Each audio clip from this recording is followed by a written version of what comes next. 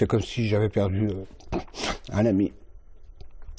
Parce qu'un ami, ça procure des émotions.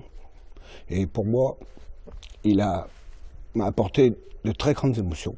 Supporters, joueurs, dirigeants, la grande famille du basket français est en deuil. Hier soir, Alain Gilles, le légendaire numéro 4 de l'Asvel, est décédé. À 69 ans, celui qui avait été élu joueur français du XXe siècle a succombé à un cancer. Sur le terrain, c'était un génie, mais en dehors du terrain, il avait une richesse. Et je crois que même si on peut dire qu'il a brûlé la vie par les deux bouts, il a profité de la vie comme personne. C'est en 1965 qu'Alain Gilles, 20 ans, débarque à l'Asvel, sans la barbe. Mais déjà avec un talent fou, il va profondément marquer l'histoire du club. Pas moins de 8 titres glanés entre 1966 et 1989. D'abord comme joueur, puis comme entraîneur-joueur, l'Asvel était dans sa peau. C'est un club qu'il faut prendre, je pense, en exemple par surtout sa longévité.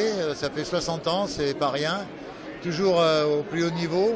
J'ai tellement admiré ce joueur que j'ai eu l'idée un jour de composer un petit poème dans lequel j'ai vanté toutes ses qualités. C'est un joueur, un grand monsieur qui savait véritablement tout faire sur un terrain. Un premier hommage lui sera rendu ce soir à l'Astrobal à l'occasion du match Asvel-Kakenbrück. Il y aura une minute d'applaudissement avant le coup d'envoi et les joueurs évolueront avec leur maillot noir. La rencontre est à suivre en différé sur notre antenne à 23h30.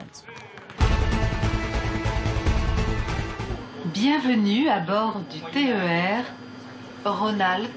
Le Régio de Zen arrive en Rhône-Alpes. Le nouveau modèle de TER a été présenté ce matin à la gare Perrache. Ce train sur 2 étages composé de 6 voitures pourra accueillir jusqu'à 700 personnes. L'objectif est donc de répondre à l'augmentation du nombre de voyageurs en Rhône-Alpes. On ne peut plus rajouter des trains supplémentaires pour les faire circuler parce que le réseau ne les accepte plus. Donc pour faire face à cette augmentation, il faut en effet mettre en place du matériel nouveau qui permette d'emmener plus de monde. Et puis il faut travailler aussi sur la partie infrastructure du réseau. 40 trams devraient d'ici 2016 desservir les lignes Villefranche-Vienne, Ambérieu-Saint-Étienne et Lyon-Saint-André-le-Gaz. Un projet ferroviaire entièrement financé par la région. Cette commande, elle représente pour 40 trams 400 millions d'euros.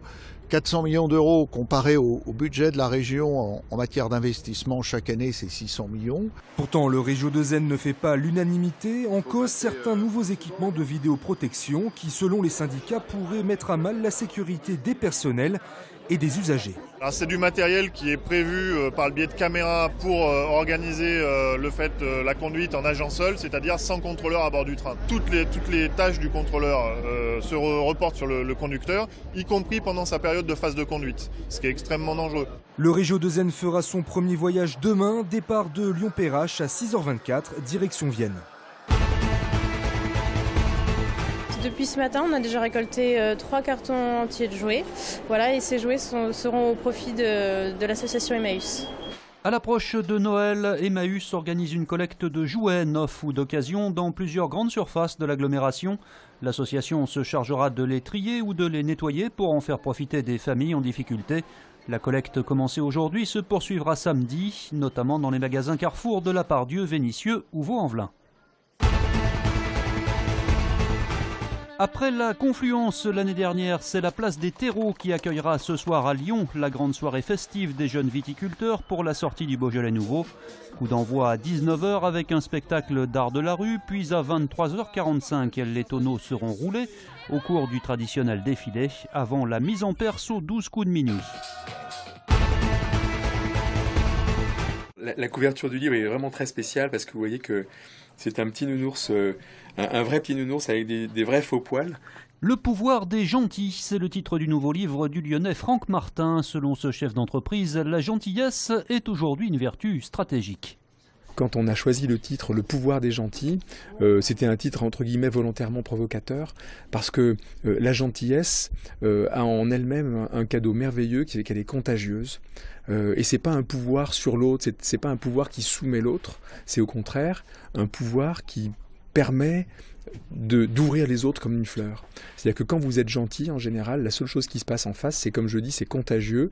Selon Franck Martin, on gagnerait donc tous à être gentils, avec quelques réserves tout de même. Alors après, souvent on me dit aussi, gentil, ouais, mais gentil, ça veut dire couillon.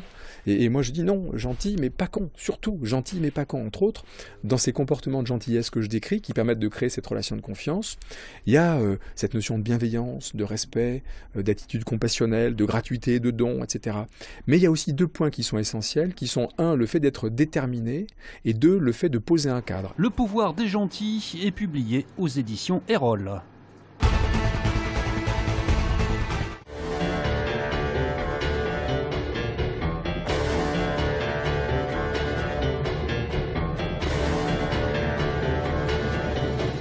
Le transformiste le plus rapide du monde est de retour sur scène avec un nouveau spectacle. L'Italien Arturo Brachetti présentera à Caluire Comedy Magic Show.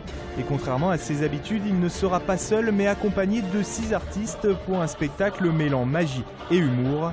Arturo Brachetti sera au Radiant Bellevue pour 3 représentations les 19, 20 et 21 décembre prochains.